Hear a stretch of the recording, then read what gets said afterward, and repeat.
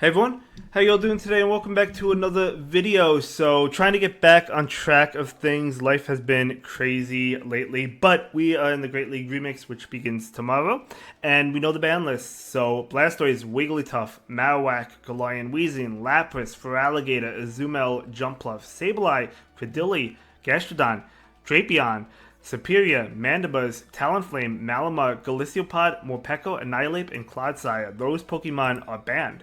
So, without further ado, let's just go ahead and dive right into things and see what we got going on for us. So, for the S rank, we got Dusknoir. So there's a lot of ghost types that are going to be really good, especially the Shadow Dusknoir. No, I do have one. I just don't have a good one, I don't think. But, you know, use what you have. It doesn't really matter at this point. So, yeah, I mean, of course, the Dynamic Punch was buffed this season, which is, obviously helps us. And then Shadow Punch, it gets to it really fast. So, yeah, really good Pokemon. I've battled this actually a decent amount of times in the Great and Ultra League. So, definitely good in the Great League Remix. It's actually ranked number 1. I believe the Shadow version is.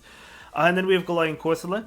So Galarian Corsola, of course, another ghost type. This one is kind of difficult to get a good one of. And this one I actually do think is important to have a decent ranked one for, because it does need XL candy. So, I mean, if you hatch like a hundo, you could probably get it up to like 1500 without investing XLs.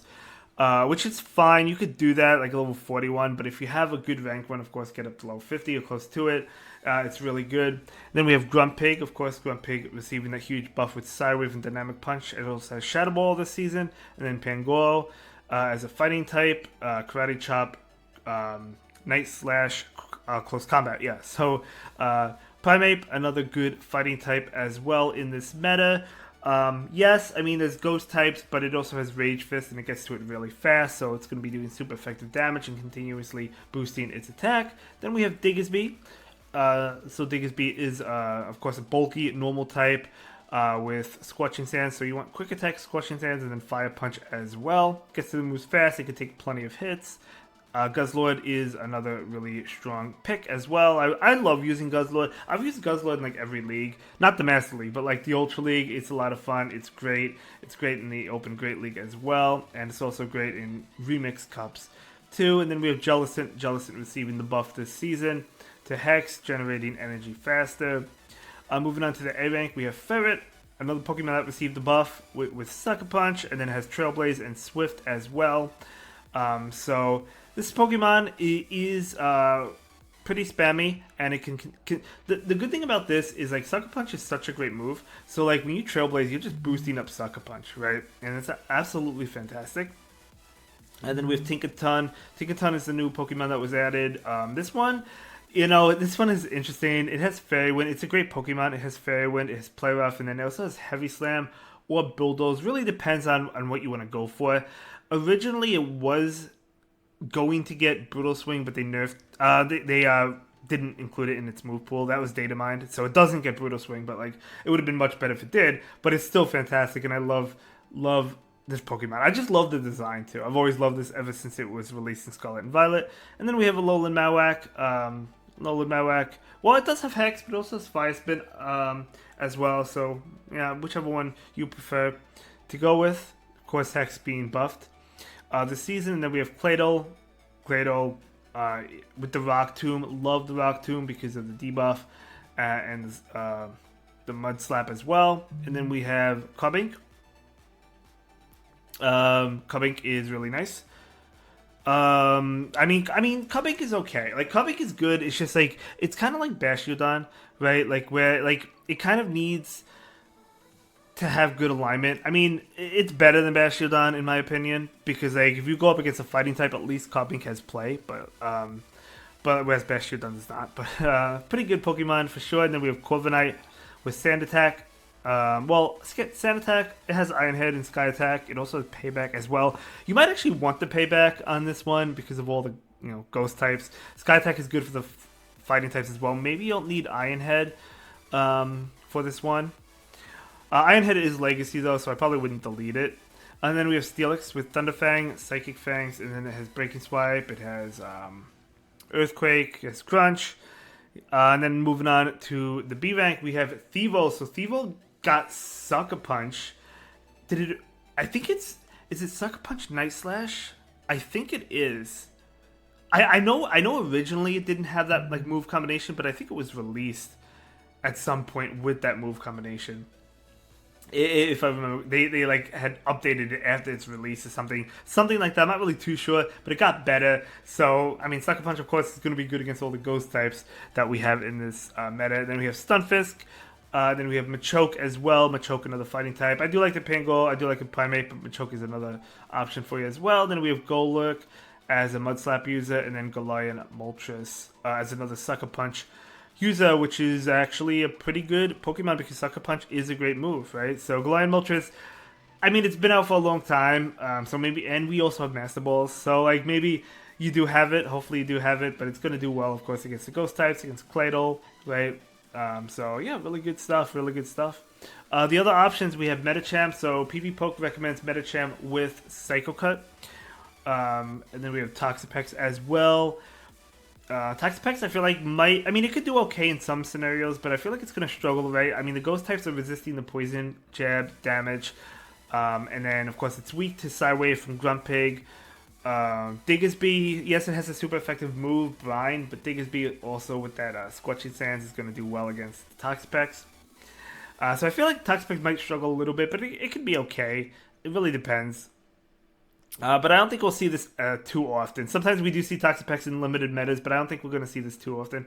Quagsire, another Mud Boy. I think Quagsire, not another Mud Boy. I mean, Toxapex is not a Mud Boy, but like Quagsire is really nice with Mudshot and then Aqua Tail and then Mud Bomb or Stone Edge. I mean, I feel like you have to have Stone Edge on this, but it really depends. Then we have Registeel.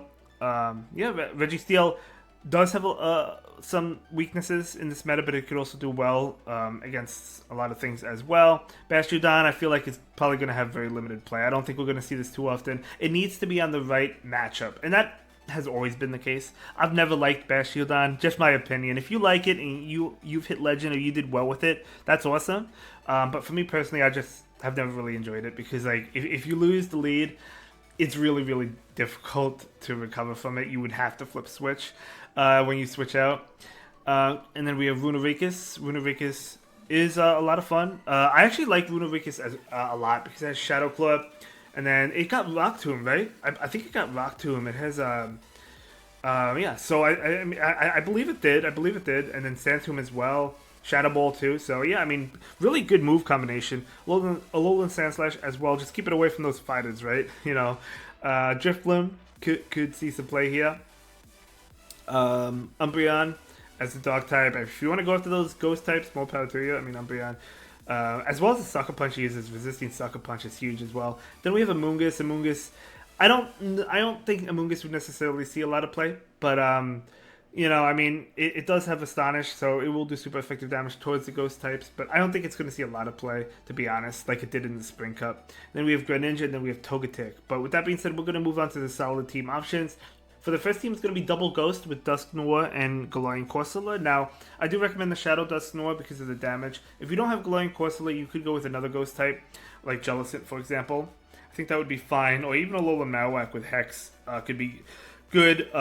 And Ghost Pokemon, obviously, they're going to hate Sucker Punch, right? So if you run into a Sucker Punch user, you're going to struggle. But we do have Tinkaton in the lead, which could be pretty good. Of course, this is going to do super effective damage with the Play Rough and Fairy Wind against Galarian Moltres.